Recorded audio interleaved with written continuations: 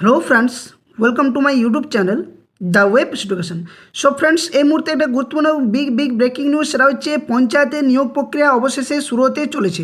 তো দেখো, বিষয়টা হচ্ছে আমাদের যে নতুন সরকার গঠন হয়ে সেখানে যে কালকে নবান্নে যে প্রথম মিটিং ছিল, সেখানে আমাদের যে পঞ্চায়েতের উন্নয়ন মন্ত্রী দিলীপ ঘোষ মহাশয়বাবু তিনি কিন্তু সেখানে উপস্থিত ছিলেন এবং তারপর তিনি সেই নবান্ন থেকে বার হওয়ার পর সাংবাদিকদের মুখোমুখি হয়ে তিনি একদম সরাসরি বলেন যে পঞ্চায়েতের যে নিয়োগ প্রক্রিয়া, যেটা গত সরকারের সময় রেজিস্ট্রেশন হওয়ার পর বাকি ছিল বা পেন্ডিং ছিল, সেই নিয়োগ প্রক্রিয়া খুব দ্রুত শুরু হতে চলেছেন এবং তিনি পঞ্চায়েত সম্বন্ধে অনেক কিছু তথ্য তুলে ধরেছেন, যেগুলো এই ভিডিওর মধ্যে দিয়ে তোমাদের সামনে শেষে তুলে ধরার চেষ্টা করব।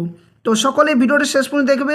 আবেদন শুরু কবে থেকে হবে, কত শূন্যপদ আসছে, কোন যোগ্যতা লাগবে, এই সমস্ত তথ্যগুলো এক এক করে শেয়ার করার চেষ্টা করব। তো সকলে ভিডিওটা শেষ পর্যন্ত দেখো। আর যারা চ্যানেলে নতুন ভিউয়ার্স রয়েছে, এই ধরনের সমস্ত গুরুত্বপূর্ণ নিউজ, কেস আপডেট, নোটিফিকেশন সংক্রান্ত তথ্য পাওয়ার জন্য অবশ্যই চ্যানেলটি সাবস্ক্রাইব করে পাশে থাকা বেল নোটিফিকেশন অন করবে।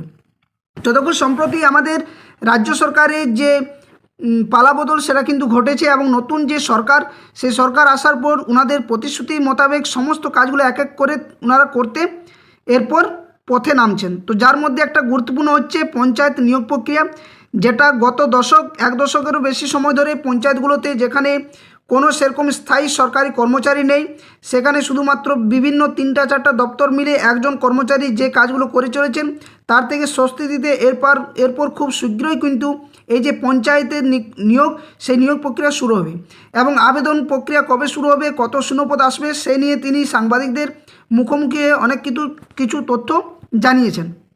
তো কালকে নবান্নের সভাগৃহে যে সেই মিটিং বা বৈঠক ছিল, যেখানে তিনি পোস্টও করেছেন যে আজ নবান্নে মুখ্যমন্ত্রী এবং ক্যাবিনেটদের যে দায়িত্বপ্রাপ্ত মন্ত্রীদের সঙ্গে বৈঠক হলো এবং সরকারের বিভিন্ন দপ্তরের প্রমুখদের সচিব ছিলেন সেখানে।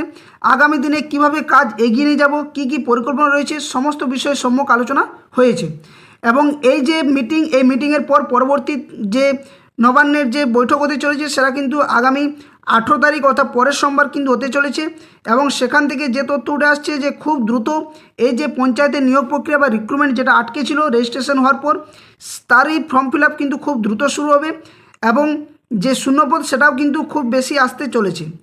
তো এই নিয়ে দিলীপবাবু কী বলেছেন একদম ডিটেলস তোমাদের সামনে ভিডিওটা শেয়ার করার চেষ্টা করব। তো অবশ্যই সকলে ভিডিওটা শেষ পর্যন্ত দেখার চেষ্টা করো এবং আজকে ওনার একটা যে কর্মসূচি সেটাও তিনি কিন্তু জানিয়ে দিয়েছেন যে পঞ্চায়েত এবং গ্রামোন্নয়ন যে দপ্তর, সেখানে তিনি দ্বিতীয় কার্যালয়ে অর্থাৎ সুশ্রুত হাসপাতালের পাশে তিনি যাবেন এবং এই সমস্ত বিষয়গুলো নিয়ে তিনি স্পষ্টভাবে আলোচনা করবেন কিভাবে পঞ্চায়েতের উন্নয়ন করা যায়। তো সকলে যারা প্রিপারেশন নিচ্ছ, খুব দ্রুত প্রিপারেশন এরপর নেওয়া শুরু করো, কারণ দেখতেই পাচ্ছ একটার পর একটা কিন্তু নিয়োগ প্রক্রিয়া রাজ্য সরকারের যে প্রতিশ্রুতি, সেই প্রতিশ্রুতিভাবে ওনারা বদ্ধপরিকর এবং এই প্রতিশ্রুতি পূরণ করতে ওনারা এরপর প্রস্তুত রয়েছে। তো বিভিন্ন দপ্তরে কিন্তু নিয়োগ প্রক্রিয়া হবে, সেখানে পুলিশ থেকে শুরু করে, পঞ্চায়েত থেকে শুরু করে, প্রাইমারি থেকে শুরু করে এসএসসি, সমস্ত যে পিএসসির যে সমস্ত নিয়োগ প্রক্রিয়াগুলো আটকে রয়েছে, এই সমস্ত একটার পর একটা কিন্তু নিয়োগ প্রক্রিয়া শুরু হতে চলেছে। তো দিলীপবাবু কী বক্তব্য রেখেছেন একদম ডিটেলস তথ্য তোমাদের সামনে শেয়ার করব, তো কেউ কিন্তু স্কিপ করবে না। আর আরেকটা বিষয় বলে রাখি, যারা এর আগে রেজিস্ট্রেশন করেছিলে তাদের কিন্তু আশা করছি পুনরায় আবারও আবেদন করতে হতে পারে এবং সেখানে যে আবেদনের যে উইন্ডো খুব শীঘ্রই কিন্তু ওপেন হবে। এটা নিয়ে কিন্তু তিনি একদম ডিটেলসভাবে বলেছেন। কত শূন্যপদ আসবে সেটা নিয়ে কিন্তু এই মুহূর্তে কিছু বলেননি, তবে প্রায় 8 থেকে 10 হাজারের মতো শূন্যপদ কিন্তু পঞ্চায়েত যে রিক্রুটমেন্ট, সেই রিক্রুটমেন্টে আসতে পারে বলে মনে করা হচ্ছে। কারণ যেহেতু পঞ্চায়েতগুলোতে যে স্থায়ী কোনো যে কর্মচারী সেগুলো কিন্তু নেই, বিভিন্ন কন্ট্রাকচুয়াল কর্মচারীদের নিয়ে কিন্তু এই নিয়োগ প্রক্রিয়াটা হয়েছিল এর আগে, যেখানে এক একটা দপ্তরের জন্য যে একজন থাকা দরকার, সেক্ষেত্রে দেখা গেছে যে 2-3জন করে কর্মচারী সেখানে উপস্থিত না থেকে একজনেই বাকি যে ডিপার্টমেন্টগুলো সেগুলো কিন্তু সামলেছেন। তো চলো একবার দেখে নেওয়া যাক দিলীপবাবু কী বক্তব্য রেখেছে। আর ভিডিও ডেসক্রিপশন বক্সে official Telegram channel link, official Facebook পেজের লিঙ্ক দেওয়া রয়েছে, সেখানে সকলে যুক্ত হয়ে যাবে। ওখান থেকে যে কোনো ধরনের কেস, নিউজ আপডেট, নোটিফিকেশন সংক্রান্ত তথ্য একদম ডিটেলসভাবে তোমরা পেয়ে যাবে।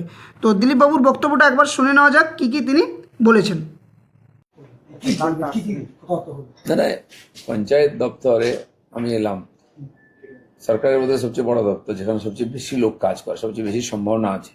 তার এটা একটা অফিস আছে, আর একটা অফিস আছে, কালকে যাব কাজ একটা এখানকার যারা অফিসাররা ছিলেন, যেহেতু আমি অনেক দেরিতে এসেছি, তো তাদের সঙ্গে প্রাইমারি কথাবার্তা হলো, ইন্ট্রোডিউস হলো, বাজেট থেকে আরম্ভ করে কীভাবে প্ল্যানিং তৈরি হয়, কোথায় কী সমস্যা আছে, তো সেই ব্যাপারে একটা প্রাথমিক আলোচনা হয়েছে।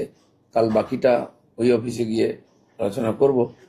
তো এইটুকুই হলো, ইন্ট্রোডিউস হলো আর কি আমাদের যারা অফিসার আছেন তাদের সঙ্গে। পঞ্চায়েত দপ্তর এমন একটা দপ্তর যে কোনো রাজ্য সরকারের একটা গুরুত্বপূর্ণ জায়গা, সেই জায়গায় আপনি এই দপ্তরটাকে কিভাবে সাজাতে চান? হ্যাঁ, দেখুন, এখানে একটা সমস্যা, অনেকদিন রিক্রুটমেন্ট হয়নি, এমপ্লয়ি নেই।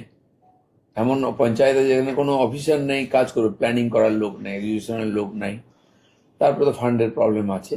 তো এটা অলরেডি কথা হয়েছে, আমাদের সিএম বলেছেন, মাননীয় কৃষিমন্ত্রী এসেছিলেন, তার কাছেও কথা হয়েছে। ফান্ড ধীরে ধীরে তারা, যেমন আবাস যোজনার ফান্ড আসবে, জিরামজির ফান্ড আসবে, কথা হয়ে গেছে, আসতে থাকবে। তো সেই অনুযায়ী তার সঙ্গে রিক্রুটমেন্টও করতে হবে, ম্যান পাওয়ার নাহলে খরচা করবে কি। এটা আজকে সেক্রেটারি সাহেবের সঙ্গে কথা হলো।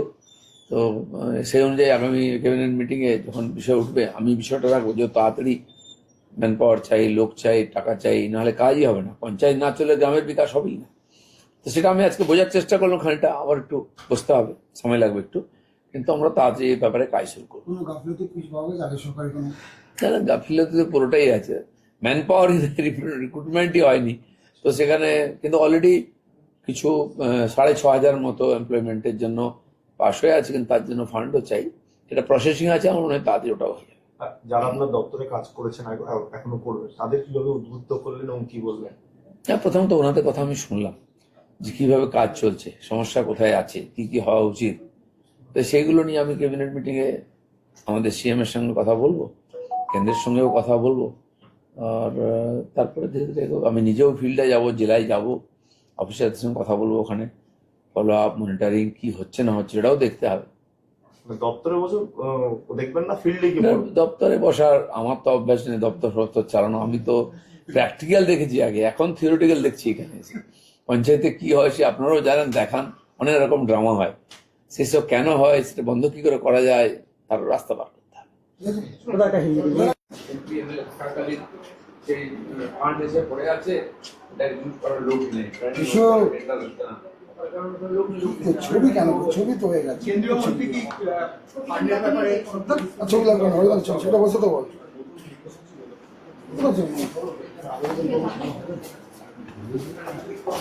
তো তোমরা শুনলে ভিডিওর মধ্যে দিয়ে তিনি বলেছেন যে পঞ্চায়েতের রিক্রুটমেন্ট খুব শীঘ্রই হবে, এবং সেখানে বলেছেন তিনি যে 6,500 যে নিয়োগের জন্য যে দরখাস্ত বা যে নিয়োগ করার কথা, সেটা কিন্তু অলরেডি সাবমিশন হয়ে গেছে। অর্থাৎ এই যে রিক্রুটমেন্ট প্রসেস, সেটা কিন্তু 6,500 তিনি বলেছেন। এবং সাথে সাথে তিনি এটাও বলেছেন যে আরও কিন্তু নিয়োগ প্রক্রিয়ার ক্ষেত্রে যে সমস্ত বাধা বিপত্তিগুলো রয়েছে সেগুলো দূর করে আরও কিন্তু ম্যান পাওয়ার বাড়াতে পারেন, এবং সেক্ষেত্রে তিনি খতিয়ে বিষয়গুলো দেখবেন, তারপর কিন্তু নিয়োগ প্রক্রিয়ার ক্ষেত্রে নতুন শূন্যপদও কিন্তু ক্রিয়েট হতে পারে বলে তিনার ইঙ্গিত পাওয়া গেছে। তো এই ছিল সম্পূর্ণ আপডেট। তো ভিডিওটার মধ্যে দিয়ে এই সমস্ত তথ্যগুলো তুলে ধরা হলো। তো খুব শীঘ্রই কিন্তু পঞ্চায়েতের রিক্রুটমেন্ট শুরু হবে, এবং এটা নিয়ে কোনো দ্বিমত প্রকাশ নেই, কারণ রাজ্য সরকার সম্পূর্ণভাবে বদ্ধপরিকর রয়েছে যে যে সমস্ত জায়গাতে নিয়োগ প্রক্রিয়াগুলো আটকে রয়েছে, বা যেগুলোর হয়তো ফর্ম ফিল আপ শুরু হওয়ার কথা, বা যেগুলোর হয়তো ভ্যাকেন্সি আপডেট হয়ে গেছে, সেগুলোতে যাতে খুব দ্রুত নিয়োগ প্রক্রিয়া হয় সেদিকে কিন্তু রাজ্য সরকার এরপর এগিয়েছে। তো পরবর্তী আপডেট অবশ্যই আসবে, এবং 18 তারিখে যে নবান্নের দ্বিতীয় বৈঠক হতে চলেছে সেখানেও কিন্তু গুরুত্বপূর্ণ তথ্য উঠে আসতে পারে। তো অবশ্যই সকলে সেদিকে নজর রাখো, আর এই ধরনের আপডেট পাওয়ার জন্য অবশ্যই চ্যানেলটি সাবস্ক্রাইব করে পাশে থাকা বেল নোটিফিকেশন অন করবে। ধন্যবাদ, জয় হিন্দ, সকলে সুস্থ থাকো, ভালো থাকো।